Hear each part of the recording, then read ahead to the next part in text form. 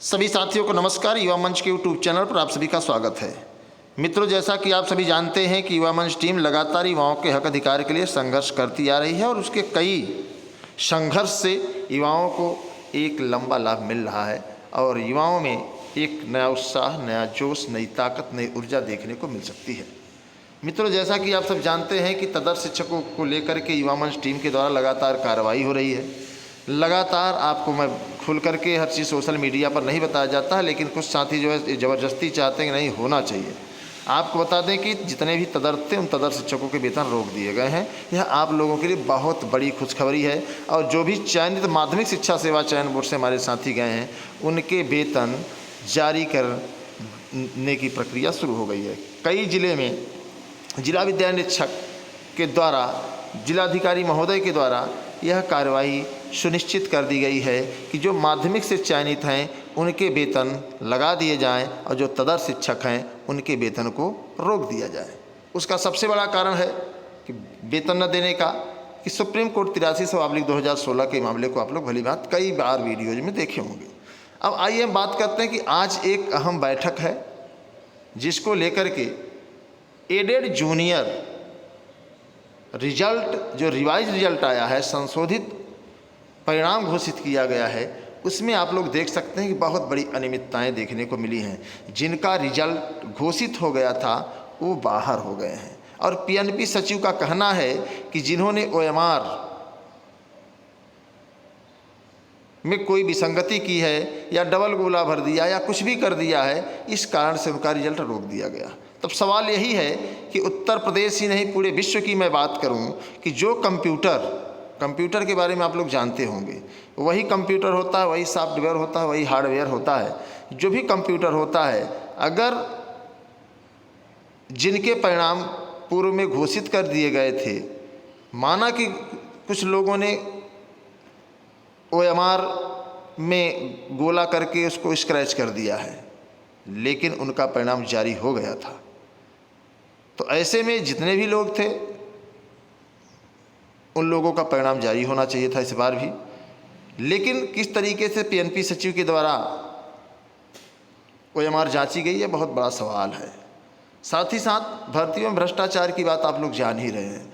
Junior शिक्षक भर्ती में भ्रष्टाचार के मामले आप देखे होंगे और इसकी भी जो है उत्तर कुंजी दौड़ रही थी। तो ये सब चीज़ें हैं जिसको आप लोग जानते हैं। हर भर्ती में वैसे भ्रष्टाचार है। कुछ हमारे साथी कहते हैं भ्रष्टाचार से लड़ा नहीं जा सकता क्योंकि हम अब खुद ही भ्रष्ट हैं। अब हम बात करते हैं तदर्थ शिक्षकों के 22,000 सीटों पर सरकार की योजना क्या है। देखिए मित्रों, सरकार को वेतन देना होता है। सरकार वेतन देना नहीं चाहती है। सरकार हर सेक्टर को प्राइवेट करने जा रही है। सरकार ये चाहती है कि कोई हमसे पैसा ना मांगे, बस काम करता रहे। तो ऐसे में क्या है कि जो 22,000 सीटें हैं तदर्थों की, उसको लेकर के हम लोग न्यायालय में लगातार इस पर वाद विवाद चल रहा है और जो याचिका डाली गई है उसका नंबर अभी नहीं आया है और जैसे ही याचिका का नंबर आएगा आप लोगों को बता दिया जाएगा। हाँ, कुछ चीज़ें साइलेंट रखें क्योंकि हम लड़ने किससे जा रहे हैं आप लोग समझिए। और जो लोग ये लिखते हैं कि क्या कर दिए, उनको मैं बता देना चाहता हूँ कि अगर आप में कुव्वत है, आप में जज्बा है, आप में जोश है, तो आइए ना। फिर सवाल खड़े करने से नहीं है, सवाल खड़े करने से बेहतर है कि खुद लड़िए, आइए, सामना करिए। लेकिन आप ऐसा नहीं करेंगे। एडेड जूनियर भर्ती का ओएमआर ही गलत है, यह सवाल मैं आप लोगों के बीच में ऐसे कह रहा हूँ कि देखिए, जो मैं बार बार इसीलिए दोहरा रहा हूँ ताकि आपका फोकस कहीं दूसरी तरफ न जाए। एडेड जूनियर शिक्षक भर्ती जो ओएमआर बनाई गई थी क्योंकि उत्तर प्रदेश में पहली बार जूनियर शिक्षक भर्ती हुई, जिसके बारे में आप लोग जानते होंगे कि इसकी लड़ाई हम लोग 2018 में शिक्षा निदेशालय में आमरण अनशन करके शुरू किया गया था, जिसमें संजय सिन्हा जी के द्वारा यह स्पष्ट कर दिया गया था कि आखिर जूनियर शिक्षक भर्ती लिखित परीक्षा से होनी चाहिए, सीधी भर्ती होनी चाहिए। जबकि कई प्रबंधकों के द्वारा इसको कोर्ट में ले जाया गया। उसकी लड़ाई के बाद जो है आपको बताएं कि इस पर एक अपार सफलता मिली और एडेड जूनियर विद्यालयों में भर्ती देखने को मौका मिला। तो इस लड़ाई को हम ही लोग लड़े थे। अब हम आप लोगों से बात करेंगे कि तमाम लोग एडेड जूनियर शिक्षक भर्ती को लेकर के तमाम सवाल कर रहे हैं। मैं भी देखता हूँ कमेंट में तो स्वार्थ के वशीभूत होकर के उनको अच्छा बुरा नहीं समझ में आता कि मैं क्या कह रहा हूँ। लेकिन मैं उनको बता देना चाहता हूँ बहुत साफ शब्दों में कि लोग क्या कहेंगे, इसको आप दिमाग से निकाल दीजिए। अगर आपने कड़ी मेहनत की है और पीएनपी के द्वारा गलतियां हुई हैं तो पीएनपी भी अपनी गलती सुधारे। केवल युवाओं के द्वारा गलती, युवाओं ने तो उसको स्क्रैच कर दिया है। तमाम ऐसे युवा साथी हैं, आपको मैं बता देना चाहता हूँ, जिसकी ओएमआर में कोई गलती नहीं है, कोई गड़बड़ी नहीं है, फिर भी उसको आपको बता दें कि 0 नंबर इनवैलिड कर दिया गया, अर्थात उनका सब्जेक्ट इनवैलिड कर दिया गया है। ऐसे कई लोग हैं। अब लोग उन पर सवाल ये उठा रहे हैं कि जाकर के ओएमआर ले लीजिए। तो ओएमआर आपको बता दें कि यूँ ही ओएमआर नहीं मिलता है। ओएमआर मिलने के लिए आपको न्यायालय जाना पड़ेगा, फिर आप ओएमआर, और आपको बताते कि ओरिजिनल ओएमआर शीट पीएनपी के पास है, उसमें पीएनपी चाहे कुछ भी कर सकती है, छेड़छाड़ कर सकती है, काली पेन उठा करके 4 ठो गोला कर सकती है, उनके हाथ में है। तो इन सभी चीज़ों को आपको ध्यान से गंभीरता से समझना होगा। भाई अगर ओरिजिनल ओएमआर की कार्बन कॉपी आपके पास है, उसमें कोई साइड इफ़ेक्ट नहीं दिख रहा है, तो निश्चित तौर पर हमें आपको उसको स्वीकार करना होगा। कई ऐसे साथी हैं जिनकी ओएमआर में कोई साइड इफ़ेक्ट नहीं, कोई इफेक्ट नहीं, कोई दिक्कत नहीं, कोई समस्या नहीं है, फिर भी आपको मैं बता देना चाहता हूं कि उनकी ओएमआर शीट, फिर भी बता रहा हूं, उनकी ओएमआर शीट जो है सब्जेक्ट इनवैलिड फर्स्ट को बता रही है। आखिर ये क्या सब चल रहा है? तो जितने हैं तमाम लोग आपको गुमराह भी करेंगे, तमाम लोग कहेंगे कुछ भी नहीं होगा। ऐसे दरोगा भर्ती में भी कह रहे थे।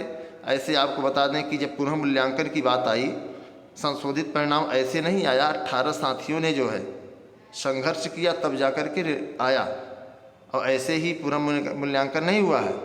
तो जब लड़ेंगे तभी कुछ होगा, जब भैया लड़ेंगे ही नहीं तो क्या होगा। और एक बात और बता दें, जूनियर डबल गोले मामले पर हम लोग उसी समय ओएमआर को चैलेंज कर दिए हैं कि पीएनपी के द्वारा जो ओएमआर बनाया गया है गलत है। इस तरीके की ओएमआर की डिजाइनिंग नहीं की जाती।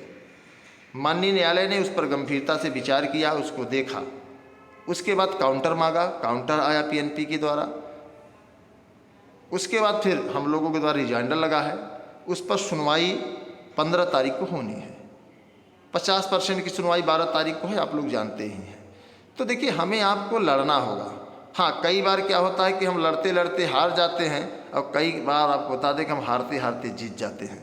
तो जब तक हम लड़ेंगे नहीं, जब तक हम संघर्ष नहीं करेंगे, तब तक परिणाम क्या होगा, अंजाम क्या होगा, इस भविष्य के अधर में है। तो जितने भी साथी, सभी साथियों से मैं यही बताना चाहूँगा कि आप लोग थोड़ा सा गंभीर बनिए, थोड़ा सा संघर्ष करने के लिए आगे आइए, तभी कुछ हो पाएगा। अन्यथा की स्थिति में आप तो जानते ही हैं कि कुछ होने जाने वाला नहीं है। यूँ ही हम आप पछताने के सिवा कुछ नहीं आएगा हाथ में।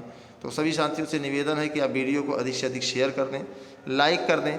अगर आप चैनल से नए हैं तो चैनल को सब्सक्राइब कर दें। आज एक विशेष सूचना है कि आज चंद्रशेखर आज़ाद पार्क में 1 बजे जूनियर एडेड शिक्षक भर्ती मामले पर एक अहम बैठक है, और उस पर निर्णय लिया जाएगा कि इनके द्वारा जो प्रश्नों के नंबर नहीं दिए गए हैं, जिनके नंबर 109 थे, आज उनके नंबर जो है आपको बता दें कि 80 हो गए। उनको छोड़िए तो अपने आप को असफल मान रहे हैं। लेकिन जिन छात्रों के 124 क्वेश्चन थे और आज 109 हो गए हैं, आखिर उनके साथ कितना अन्याय हुआ है। तो ये साथी, सभी साथी जो हैं, जो बाहर से हैं, हो सकता है कि न आ पाए और फ़ोन से संपर्क कर सकते हैं। लेकिन जो साथी प्रयागराज में हैं, मैं चाहूँगा कि आप 1 बजे अपना समय दीजिए, तभी यह लड़ाई हम लोग मजबूती से लड़ पाएंगे, तभी इस लड़ाई में हमें आपको मजबूती से सफलता मिलेगी। और आप बताएं, जो लड़ा नहीं वो जीतेगा क्या? तो हम लोग लड़ने वाले लोग हैं, हम लोग लड़ेंगे और जीतेंगे, इस उम्मीद के साथ सभी साथियों को नमस्कार। इंकलाब जिंदाबाद। वीडियो को शेयर आप लोग जरूर कर दीजिएगा मित्रों।